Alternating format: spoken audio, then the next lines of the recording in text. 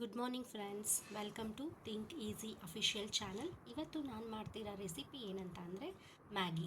ಎಲ್ಲರೂ ಮ್ಯಾಗಿನ 5 ಮಿನಿಟ್ಸಲ್ಲಿ ಮಾಡ್ಬೋದು ಅಂತ ಅಂತಾರೆ, ಬಟ್ ನಾನಿಲ್ಲಿ ಸ್ವಲ್ಪ ಟೈಮ್ ತೊಗೊಂಡು ಹೆಲ್ದಿಯಾಗಿರೋ ಮಕ್ಕಳುಗಳೆಲ್ಲ ಹೆಲ್ದಿಯಾಗಿ ನೀಟಾಗಿ ತಿನ್ನೋದಕ್ಕೋಸ್ಕರ ಮೋರ್ ದೆನ್ 5 ಮಿನಿಟ್ಸ್ ತೊಗೊಂಡು ನಾನಿಲ್ಲಿ ಮ್ಯಾಗಿನ ಮಾಡ್ತಾಯಿದ್ದೀನಿ.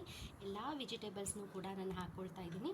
ಬೇಸಿಕ್ಕಾಗಿ ಮಕ್ಕಳುಗಳು ಬೀನ್ಸು, ಕ್ಯಾರೆಟು, ಆಲೂಗೆಡ್ಡೆ ತಿಂತಾರೆ. ನಾನಿಲ್ಲಿ ಬಟಾಣಿ, ಆಲೂಗೆಡ್ಡೆ, ಬೀನ್ಸು, ಕ್ಯಾರೆಟ್ನ ಹಾಕ್ತಾಯಿದ್ದೀನಿ. ಸೊ ಈ ಥರ ಮಾಡೋದ್ರಿಂದ ಮಕ್ಳಿಗೂ ಮ್ಯಾಗಿ ಮಾಡಿದ್ದೀವಿ, ಮ್ಯಾಗಿ ತಿಂತೀವಿ ಅಂತ ಇಷ್ಟಪಟ್ಕೊಂಡು ತಿಂತಾರೆ. ಜೊತೆಗೆ ವೆಜಿಟೇಬಲ್ಸ್ ಕೂಡ ತಿಂತಾರೆ. ವೆಜಿಟೇಬಲ್ಸ್ನೆಲ್ಲ ಚಿಕ್ಕದಾಗಿ ಕಟ್ ಮಾಡಿ ಇಟ್ಕೊಂಡಿದ್ದೀನಿ. ಸೊ ನಾವಿವಾಗ ಹೇಗೆ ಮ್ಯಾಗಿ ಮಾಡೋದನ್ನು ನೋಡೋಣ ಬನ್ನಿ. ನೋಡಿ ಸ್ನೇಹಿತರೆ, ನಾನಿಲ್ಲಿ ಮಸಾಲ ಮ್ಯಾಗಿ ಮಾಡೋದಕ್ಕೆ, ವೆಜಿಟೇಬಲ್ಸ್ ಮ್ಯಾಗಿ ಮಾಡಲಿಕ್ಕೆ ಒಗ್ಗರಣೆಗೆ ಈರುಳ್ಳಿ ಹೆಚ್ಚಿಟ್ಕೊಂಡಿದ್ದೀನಿ, ಶುಂಠಿ ಹೆಚ್ಚಿಟ್ಕೊಂಡಿದ್ದೀನಿ, ಬೆಳ್ಳುಳ್ಳಿ, ಹಸಿಮೆಣಸಿನ್ಕಾಯಿ, ಕರಿಬೇವು ಚಿಕ್ಕದಾಗಿ ಹೆಚ್ಕೊಂಡಿದ್ದೀನಿ. ಆ ಥರ ಹೆಚ್ಕೊಳ್ಳೋದ್ರಿಂದ ಮಕ್ಕಳು ಅದನ್ನು ಕೂಡ ತಿನ್ಬೋದು. ಆಮೇಲೆ ಇಲ್ಲಿ ಬೀನ್ಸ್ ಹೆಚ್ಚಿಟ್ಕೊಂಡಿದ್ದೀನಿ, ಕ್ಯಾರೆಟು, ಆಲೂಗೆಡ್ಡೆ ಮತ್ತು ಬಟಾಣಿ ಸ್ವಲ್ಪ ಹೆಚ್ಚಿಟ್ಕೊಂಡಿದ್ದೀನಿ. ಇದೆಲ್ಲ ನಾನು ಒಗ್ಗರಣೆಗೆ ಹಾಕೋಣ.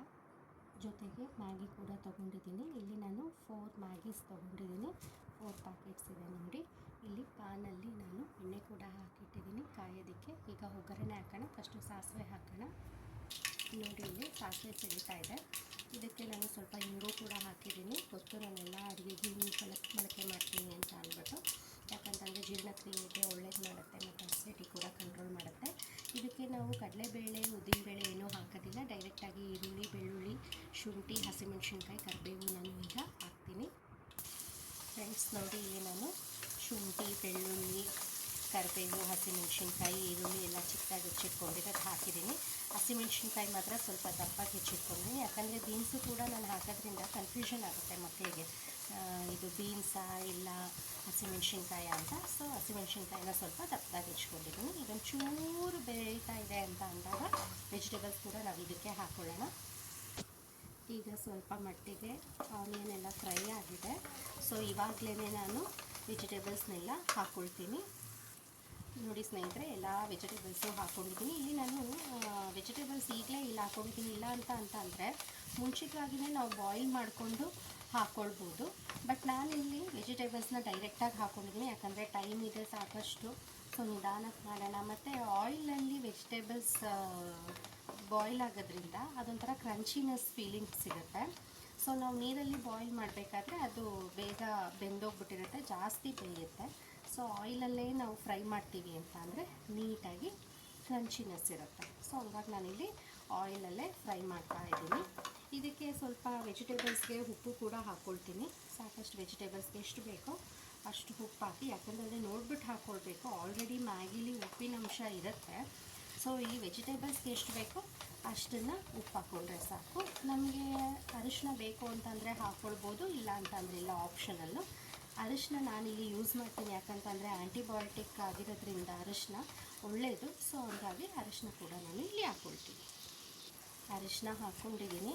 ಈಗ ಸ್ವಲ್ಪ ಎಲ್ಲ ನೀಟಾಗಿ ಕಲಸಿ ಲಿಡ್ ಕ್ಲೋಸ್ ಮಾಡಿ ಇಡ್ತೀನಿ. ಸ್ವಲ್ಪ ಹೊತ್ತು ಅದು ಬೇಯಲಿ ಅಂತ ಅಂದ್ಬಿಟ್ಟು. ವೆಜಿಟೇಬಲ್ಸ್ ಇಲ್ಲಿ ಫ್ರೈ ಆಗ್ತಾಯಿದೆ. ಸೊ ಅವಾಗವಾಗ ನಾವು ಈ ಥರ ಸಾಫ್ಟ್ ಮಾಡಿ ಇಟ್ಕೊಳ್ಳೋಣ. ಆವಾಗ ನೀಟಾಗಿ ಎಲ್ಲ ಕಡೆಯೂ ವೆಜಿಟೇಬಲ್ಲು ಈಕ್ವಲಾಗಿ ಬಾಯ್ಲ್ ಆಗುತ್ತೆ. ಇಲ್ಲಿ ಸ್ವಲ್ಪ ವೆಜಿಟೇಬಲ್ಸ್ ಎಲ್ಲ ಫ್ರೈ ಆಗಿದೆ. ಸೊ ಮುಕ್ಕಾಲು ಫ್ರೈ ಆಗ್ತಾಯಿದೆ ಅಂದಾಗ ಮ್ಯಾಗಿ ಮಸಾಲ ಏನು ಕಟ್ ಮಾಡಿ ಇಟ್ಕೊಂಡಿರ್ತೀನೋ ಆ ಮ್ಯಾಗಿ ಮಸಾಲನ ನಾನಿಲ್ಲಿ ಹಾಕ್ಕೊಳ್ತಾ ಇದ್ದೀನಿ. ಇದು ಹಾಕ್ಕೊಂಡು ಚೆನ್ನಾಗಿ ಕಲಿಸ್ತೀನಿ. ಎಲ್ಲ ಕಲಿಸ್ದೆ ಇಲ್ಲಿ ನೀಟಾಗಿ. ಸೊ ಇನ್ನೊಂದು ಸ್ವಲ್ಪ ಹೊತ್ತು ನಾವು ಲಿಡ್ಡನ್ನು ಕ್ಲೋಸ್ ಮಾಡಿ ಇಡೋಣ. ಬಾಯ್ಲ್ ಆಗಿದೆ ಈಗ ಇದು. ಸೊ ನಾನು ಇದಕ್ಕೆ 4 ಗ್ಲಾಸ್ ಮ್ಯಾಗಿಗೆ ಈ ಟಮ್ಲರ್ ಫುಲ್ಲು ನಾನು ನೀರು ತೊಗೊಳ್ತಾ ಇದ್ದೀನಿ. ನೀರನ್ನು ಹಾಕ್ಕೊಳ್ತಾ ಇದ್ದೀನಿ. ನಮಗೆ ನೀರಿದ್ರೆ ಸ್ವಲ್ಪ ಜಾಸ್ತಿ ಹಾಕಿದ್ರೂ ಏನು ತೊಂದರೆ ಇಲ್ಲ. ಯಾಕಂತಂದರೆ ಸೂಪಿ ಮ್ಯಾಗಿ ಥರ ಬೇಕು ಅಂತಂದರೆ ನೀರಿದ್ರೇ ಒಳ್ಳೆಯದು.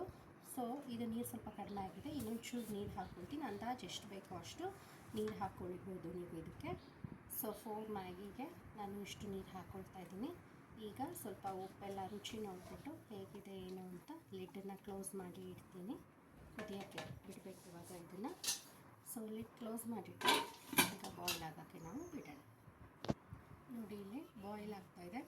ಉಪ್ಪೆಲ್ಲ ನೋಡಿದ್ದೀನಿ ನಾನು, ಎಲ್ಲ ಕರೆಕ್ಟಾಗಿದೆ. ಸೊ ಈ ಬಾಯ್ಲ್ ಆಗಿರೋದಕ್ಕೆ ಕಟ್ ಮಾಡ್ಕೊಂಡಿರೋ ಮ್ಯಾಗಿನ ನಾನು ಒಂದೊಂದೇ ಪೀಸ್ನ ಹಾಕ್ತಾಯಿದ್ದೀನಿ. ಎಲ್ಲ ಮ್ಯಾಗಿನೂ ಹಾಕಿ ಲಿಡ್ಡನ್ನು ಕ್ಲೋಸ್ ಮಾಡಿ ಮತ್ತೆ ಇಡ್ತೀನಿ. ಅದು ಬೇಯೋ ತನಕ ಮ್ಯಾಗಿ ಎಲ್ಲ ಈ ಥರ ಇರೋದು, ಅದು ಫುಲ್ಲು ಥಿಕ್ನೆಸ್ ಜಾಸ್ತಿ ಆಗುತ್ತೆ, ದಪ್ಪ ಆಗುತ್ತೆ. ಸೊ ಏನು ಕಟ್ ಮಾಡಿ ಇಟ್ಕೊಂಡಿದ್ವಿ, ಇಲ್ಲ ಅಂತಂದರೆ 4 ಪೀಸ್ ಏನು ಮ್ಯಾಗಿ ತೊಗೊಂಡಿದ್ನೋ ಅದನ್ನು ಕೂಡ ಹಾಕ್ಕೊಳ್ಬೋದು, ಬಟ್ ನಾನಿಲ್ಲಿ ಕಟ್ ಮಾಡಿ ಇಟ್ಕೊಂಡಿದ್ದೆ ಸ್ವಲ್ಪ.